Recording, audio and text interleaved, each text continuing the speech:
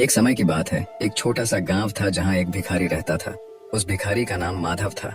माधव रोज सुबह उठकर गांव के अलग अलग हिस्सों में भीख मांगने जाया करता था। उसका जीवन भिक्षा पर ही निर्भर था। गांव के लोग भी उसे पहचानते थे और कुछ न कुछ उसे दे दिया करते थे। माधव की एक खासियत थी, वह अपने साथ हमेशा एक छोटी सी झोली लेकर चलता था जिसमें वह कुछ अनाज के दाने रखता था। ऐसा वह इसलिए करता था क्योंकि इतने वर्षों में उसने एक बात समझी थी, अगर कोई उसकी झोली में कुछ न देखे तो उसे भीख देने में हिचकिचाते थे। अगर उसकी झोली में कुछ पहले से ही दिखे तो लोग उसे और भीख दे देते थे। ये उसकी भीख मांगने की चालाकी थी। एक दिन वह सुबह जल्दी उठकर अपने काम पर निकल पड़ा। आज वह कुछ अजीब सा महसूस कर रहा था, जैसे आज का दिन कुछ खास होगा। जैसे ही वह गांव की मुख्य सड़क पर पहुंचा, उसने देखा कि सामने से एक शानदार रथ आ रहा है। रथ की चमक और उसकी सुंदरता देखकर माधव को समझ में आ गया कि यह राजा का रथ है। माधव ने सोचा, वाह, आज तो किस्मत खुल गई। अगर राजा की नजर मुझ पर पड़ गई और उसने कुछ दे दिया तो मेरी जिंदगी ही बदल जाएगी। वह जल्दी से सड़क के किनारे खड़ा हो गया और राजा के रथ के पास से गुजरने का इंतजार करने लगा। जैसे ही रथ उसके पास पहुंचा, कुछ अजीब हुआ। रथ उसके पास आकर रुक गया। माधव हैरान रह गया। उसकी आंखें चौड़ी हो गईं जब उसने देखा कि राजा खुद रथ से उतरा और उसकी ओर बढ़ने लगा। अब उसकी कल्पनाएं और तेज हो गईं। उसने सोचा, अरे, आज तो मैं राजा से कुछ मांगने जा रहा हूँ। शायद वह मुझे ढेर सारा सोना, चांदी या कोई बड़ी चीज दे देगा। लेकिन तभी एक और चमत्कार हुआ। राजा ने अपनी झोली उठाई और उसे माधव के सामने फैला दी। माधव की आंखें फटी की फटी रह गईं। उसने सोचा, यह क्या? राजा मुझसे भीख मांग रहा है। राजा ने विनम्रता से कहा, भाई, मुझ पर दया करो और मुझे कुछ भिक्षा दे दो।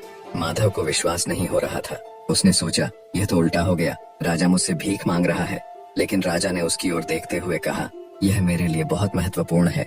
हमारे राज्य पर एक संकट आ रहा है और राज ज्योतिषियों ने कहा है कि अगर मैं इस संकट से बचना चाहता हूँ तो मुझे पहले व्यक्ति से भीख मांगनी होगी जिसे मैं आज सुबह देखूं, और तुम वह व्यक्ति हो। कृपया मुझे कुछ दान दो। अब माधव असमंजस में था। वह सोचने लगा, क्या मैं राजा को कुछ दे दूं? लेकिन मैं खुद तो एक भिखारी हूँ। मेरे पास तो खुद ही कुछ खास नहीं है। अगर मैंने राजा को कुछ दे दिया तो मेरे पास बचेगा क्या? काफी सोच विचार के बाद उसने अपनी झोली से एक छोटा सा अनाज का दाना निकाला और राजा की झोली में डाल दिया। राजा ने मुस्कुराते हुए सिर झुकाया और अपनी झोली बंद कर ली। फिर वह वापस अपने रथ की ओर चला गया।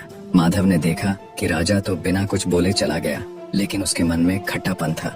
वह सोचने लगा, क्या मैंने सही किया? राजा खुद भी तो इतना अमीर है, वह मुझे कुछ मूल्यवान दे सकता था। और मन ही मन राजा को बुरा भला कहने लगा। दिन भर माधव को बहुत भिक्षा मिली। उसकी झोली में अनाज, पैसे और कपड़े भर गए, लेकिन उसके मन में एक अजीब सी बेचैनी थी।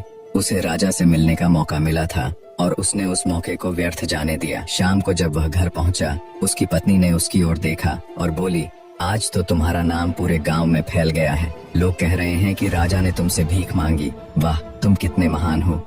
लेकिन माधव को खुशी नहीं हुई। वह गुस्से से बोला, तुम्हें क्या पता, राजा ने मुझसे भीख मांगी थी। भला मैं राजा को क्या दे सकता था, और मैंने उसे केवल एक दाना दिया।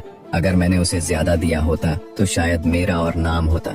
उसने अपनी झोली गुस्से में उठाई और उसे जमीन पर फेंक दिया। सारी चीजें जमीन पर बिखर गईं। जैसे ही अनाज जमीन पर गिरा, माधव की नजर एक चमकते हुए दाने पर पड़ी।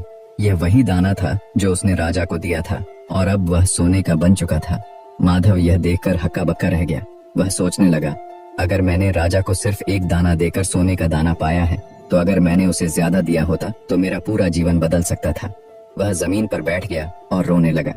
वह समझ चुका था कि उसने अपनी लालच के कारण एक बड़ा मौका खो दिया। यह कहानी एक बहुत महत्वपूर्ण सीख देती है। हमें अवसरों को पहचान कर बिना स्वार्थ के दान देना चाहिए। माधव की गलती यह थी कि उसने लालच और डर के कारण अपने पास मौजूद चीजों को बांटने से परहेज किया। अगर वह दिल खोलकर राजा को दान देता तो उसे बहुत बड़ा लाभ मिल सकता था। इस कहानी से ये संदेश मिलता है कि जब भी हमें कुछ देने का मौका मिले तो हमें निस्वार्थ भाव से देना चाहिए। यही दान हमें जीवन में असली सफलता और खुशी दिलाता है। तो अगर आप इस कहानी को और भी लोगों तक पहुंचाना चाहते हो तो इस वीडियो को लाइक करो, ताकि YouTube इस वीडियो को और भी लोगों तक पहुंचाए।